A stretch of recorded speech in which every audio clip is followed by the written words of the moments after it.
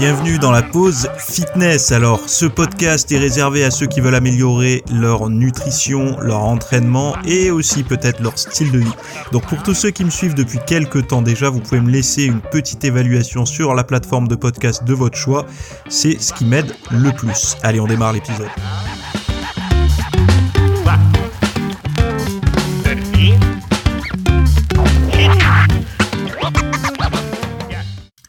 J'espère que vous allez bien, nouvel épisode aujourd'hui. Alors, je sais pas ce que vous avez bien pu faire de votre week-end.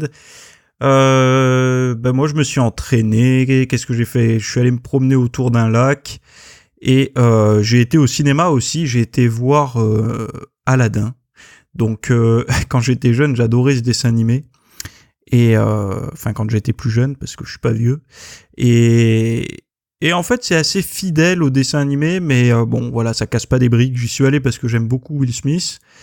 Mais finalement, j'ai un peu été, on va dire, déçu par la prestation et par l'univers. Mais bon, voilà. Je vais pas vous raconter ma vie, c'est pas le thème du podcast du jour. On va faire comme d'habitude, il va y avoir deux parties. Une partie où je vais vous parler un petit peu d'un sujet plus précis, et une partie où je vais répondre à la question d'un auditeur. Donc, on va tout de suite démarrer avec sa question. Avant de commencer, je vais vous parler rapidement que j'ai sorti ce week-end une vidéo formation sur les index glycémiques. Alors pourquoi on parle de ça ? Pourquoi je rabâche encore les index glycémiques avec vous ? Parce qu'il y a beaucoup d'incompréhension sur le sujet. Peu de personnes parlent aussi de la charge glycémique et certaines personnes ne se concentrent que sur la charge glycémique, d'autres que sur l'index glycémique. Mais finalement, il n'y a pas vraiment de solution un peu clé en main. Et moi, je voulais fournir quelque chose avec mes connaissances sur surtout la liste des glucides qu'on peut consommer, de comment les consommer, de pourquoi les consommer, et de l'impact que ça va avoir sur le physique, sur le taux de gras, sur le maintien du poids, de la forme, de l'énergie, etc. au quotidien. Donc bon, voilà, pour ceux que ça intéresse, vous pouvez aller voir directement le lien en description pour voir cette vidéo. Et on démarre tout de suite pour la question de l'auditeur qui est, je la lance tout de suite. C'est parti.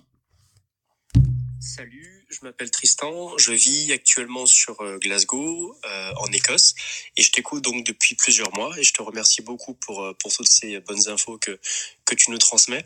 Je deviendrai sûrement prochainement un VIP parce que ton contenu dans cet espace me paraît super intéressant. Je me prépare également à un diplôme de coach sportif à l'heure actuelle, donc toutes ces recherches plutôt que tu fais seront intéressantes pour moi avec mes futurs clients. Pour en venir à moi, donc je fais beaucoup de running, je fais à peu près entre 10 et 15 kilomètres 3 fois par semaine. Et je fais également donc de la musculation parce que j'adore ça, et c'est vrai que je prends pas forcément beaucoup de volume.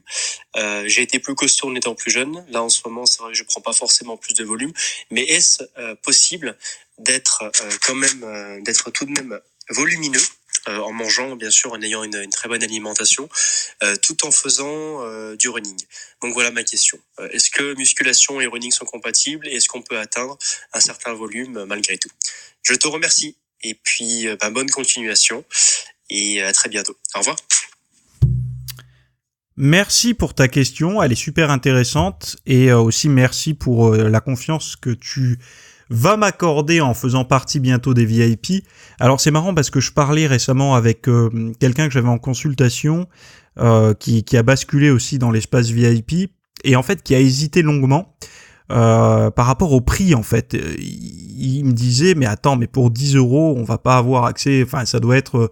Il avait l'habitude en fait des formules à 10 euros qu'il y a déjà dans le fitness à droite à gauche. Et il me disait, je m'attendais juste à voir 3-4 programmes, 1 ou 2 vidéos pour ce prix-là, etc. Et quand il est arrivé et qu'il a vu qu'avec 10 euros, il avait accès à plus de 300 formations, des programmes, il a dit, mais il y a un problème, pourquoi c'est aussi peu cher ?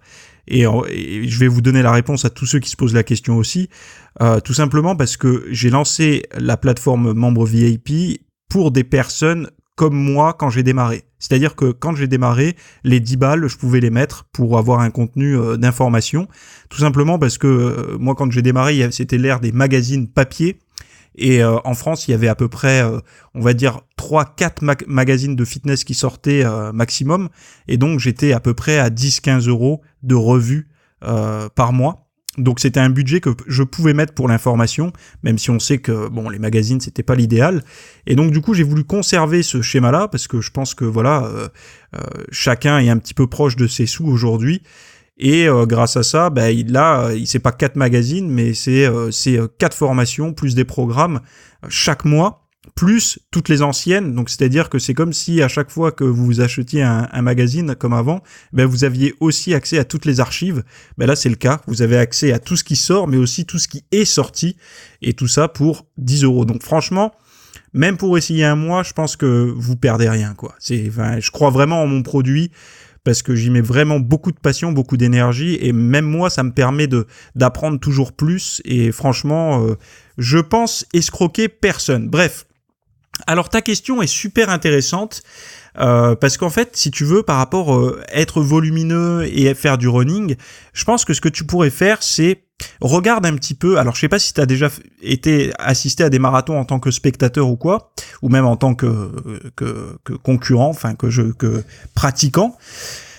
Tu verras que à l'arrivée des marathons, il y a tous les gabarits.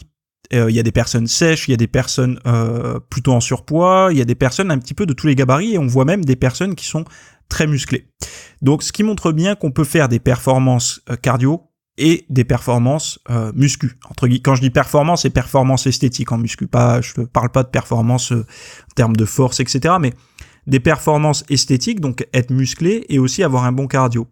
Après, il est certain que l'être humain ne peut pas être à fond dans plein de domaines. C'est-à-dire que si tu veux performer en cardio, tu vas avoir une certaine hygiène de vie qui va aller avec ça. C'est-à-dire que tu vas avoir une certaine alimentation qui va avoir un but énergétique pour tes sorties cardio.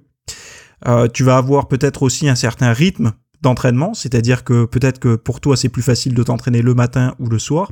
Donc du coup, ça te rajoute des obstacles. C'est-à-dire que si tu veux être très sec, par exemple, l'alimentation pour le cardio n'est pas forcément adaptée dans le sens où tu vas devoir peut-être consommer plus que ce qu'il te faut pour pouvoir être toujours en forme.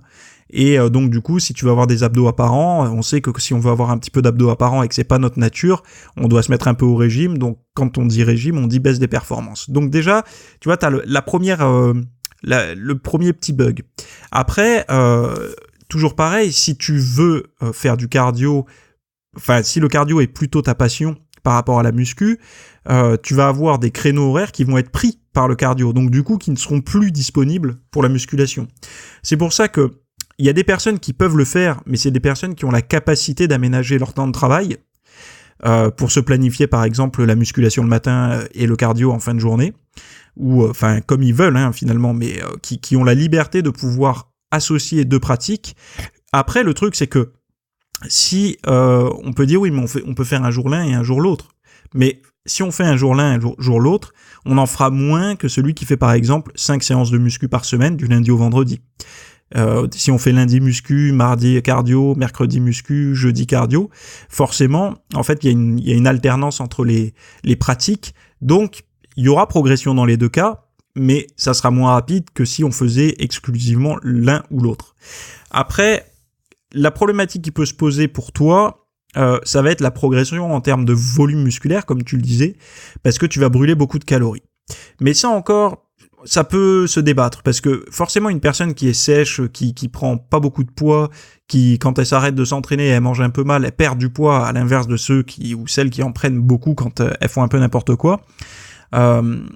Il peut y avoir des cas où, enfin moi par exemple, je sais que si je fais 1 heure de cardio par jour plus 1 heure de muscu par jour, j'ai pas besoin de manger jusqu'à m'en écœurer pour prendre du poids. J'arriverai quand même à prendre du poids. Pourquoi ? Parce que mon métabolisme de base me permettrait de prendre du poids comme ça, de prendre de la masse musculaire.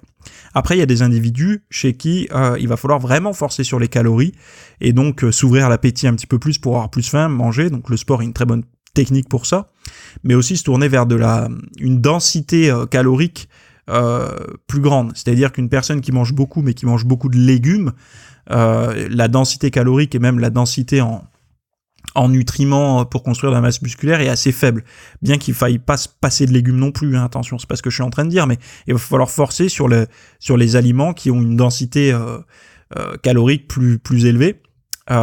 Donc ça va être quoi? Ça va être les glucides, les graisses et les protéines par rapport je parle aux végétaux qui sont fibres et glucides, quoi. Donc voilà un petit peu comment il faut raisonner. Après, ce qui va dicter tes choix alimentaires, ça va réellement être le résultat dans le miroir.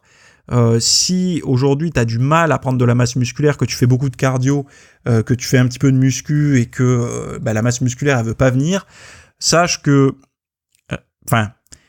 au-delà d'un problème de récupération, je pense pas que t'en sois là, c'est surtout un problème d'alimentation. Et cette alimentation, il va falloir qu'elle soit certainement un petit peu plus fréquente, un petit peu plus riche, et surtout peut-être plus axée sur le développement de la masse musculaire. Donc un régime à but hypertrophie que je t'invite à aller voir sur le site à quoi ça ressemble. Mais voilà quoi. Après, ça veut pas dire que ça n'est pas possible. Donc moi j'ai horreur il y a beaucoup de pratiquants de muscu qui font du cardio à côté sans en parler, parce que pour eux c'est une pratique, voilà, c'est comme ça. Et donc du coup il n'y a pas elles arrivent quand même à être musclées, etc. Quand on se pose la question, c'est quand on a souvent du mal à prendre de la masse musculaire, et souvent ça vient d'un problème d'apport énergétique, des personnes qui pensent d'ailleurs manger suffisamment, mais finalement qui mangent beaucoup sur 1 ou 2 repas, mais le reste du temps elles mangent peu, elles prennent pas de petit-déj, elles prennent des petites collations légères, etc. Donc essayez de revoir sa diète pour être toujours un petit peu en surplus calories. Donc ça veut dire quoi? Ça veut dire qu'il faut que tu comptes à peu près la dépense calorique que tu as, ton métabolisme basal, donc c'est-à-dire la quantité de calories que tu épuises au repos. Donc si tu es en phase de préparation pour des coachings, etc., de formation, tu dois savoir de quoi je parle. Ensuite, tu additionnes à ça ta dépense calorique venant du cardio. Donc tu peux le faire sur la semaine par exemple, et ta dépense calorique venant de la musculation. Donc tu auras en fait une estimation à peu près de ce que tu tapes dans la journée, et il va falloir que tu essaies d'être au-dessus d'à peu près 200-300 calories si tu veux commencer à prendre un petit peu de viande. De viande, quand je dis de viande, c'est de masse musculaire, hein, c'est pas de manger de la viande. Donc à partir de là, tu vas pouvoir augmenter un petit peu tes apports énergétiques et de voir comment ça se passe. Le poids de corps, c'est à la fois, ça peut être un ami, donc c'est-à-dire qu'il va te dicter un petit peu si tu fais bien les choses, mais parfois, si tu as une recomposition corporelle, c'est-à-dire que si tu perds un petit peu de gras, mais qu'en parallèle tu prends un peu de muscle, ce qui peut arriver quand on fait des changements brusques en fait dans les habitudes de vie, donc quelqu'un qui pratique pas du tout la musculation à but hypertrophique et qui s'y met peut avoir ce phénomène-là. Ça se passe moins, enfin c'est très très rare chez une personne qui fait de la musculation depuis un certain temps. Ça peut se passer chez une personne qui reprend la musculation par contre, donc une personne qui a été blessée pendant quelques temps, elle a pris un peu de gras, elle a perdu un peu de muscle, quand elle s'y remet à diète égale, elle reprend du muscle, elle perd du gras. Mais voilà, tout ça pour dire que il faut pas que tu te mettes des barrières, je pense. Il faut que tu fasses ça par contre intelligemment, c'est-à-dire qu'il faut pas que tu t'épuises non plus. Il faut vraiment que tu arrives si tu arrives à savoir combien tu épuises dans la journée avec toutes tes activités, ça te permettra de savoir combien il te faut d'énergie à consommer, donc à aller chercher à l'extérieur dans l'alimentation. Et avec ça, tu pourras jauger, soit tu veux prendre un petit peu de masse musculaire, soit tu veux perdre un petit peu de graisse. Mais après, il faut un petit peu oublier le côté performance. Quand on veut être bon dans 2 sports, il faut plutôt chercher à être correct, mais pas être le meilleur en muscu et le meilleur en cardio. Faut chercher à être correct, à progresser un petit peu dans les deux. Faut savoir une chose, c'est que ça ira moins vite dans les 2 domaines, mais ça progressera quand même. Après, voilà, c'est un choix très personnel.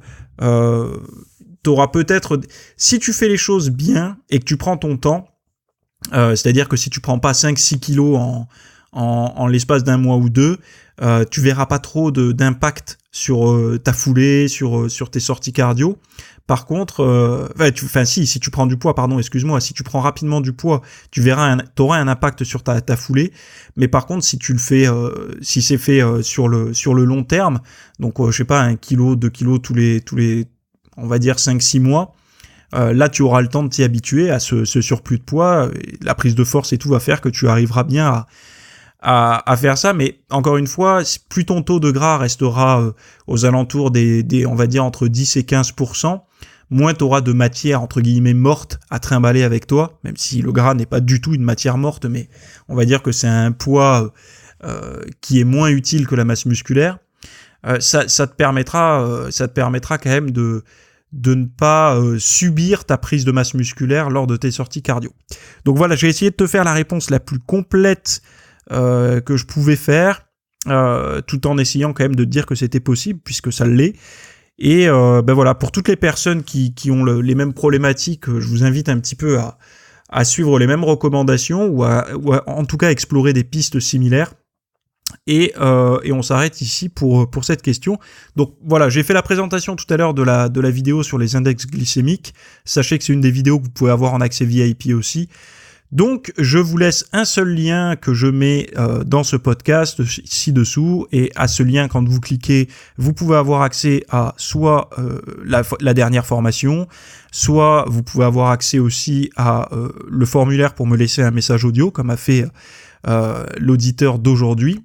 Et voilà, vous savez que vous pouvez m'envoyer des messages depuis l'Écosse ou depuis tout autre pays qui a une connexion internet, ou même depuis une autre planète, si vous m'écoutez depuis une autre planète. Voilà, je m'arrête ici, je vous souhaite une très bonne semaine à toutes et à tous, et on se retrouve dimanche pour la prochaine formation, ou sinon sur les réseaux sociaux pour ceux qui veulent suivre mes petites recettes quotidiennes. Bye bye. Chaque semaine, retrouvez à 18h le dimanche la vidéo formation qui sort toujours avec une petite introduction sur YouTube pour que vous puissiez voir le sujet. Donc rendez-vous sur YouTube pour voir toutes les introductions. Ma chaîne, c'est Fitness Smith. Je les publie également sur Instagram TV, donc IGTV, donc vous cherchez aussi Fitness Smith. Et puis vous pouvez retrouver toutes les formations directement sur l'espace VIP à www.fitnesssmith.fr. Je vous mets tous les liens en description.